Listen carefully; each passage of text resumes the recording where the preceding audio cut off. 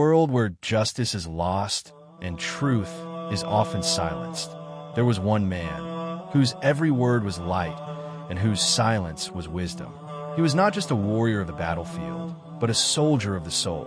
His name was Ali ibn Abi Talib, A.S., the Lion of God, the voice of truth and the gate of knowledge. What you are about to hear is not just a sermon. It is a mirror to your heart. It is a storm to awaken the soul. It is the seventh sermon of Nahjul Balagha, delivered by the one whose tongue spoke nothing but divine justice. Close your eyes, open your heart, and let Imam Ali, A.S., speak to your soul. By Allah, even if I am given all the domains of the seven heavens and all that lies under their orbits, so that I may disobey Allah by snatching away a single grain of barley from an ant, I would never do it. Verily, this world of yours is more insignificant to me than a leaf in the mouth of a locust chewing it.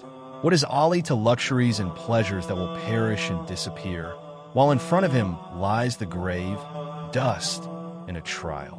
By Allah, son of Abu Talib is more familiar with the paths of the heavens than the paths of the earth.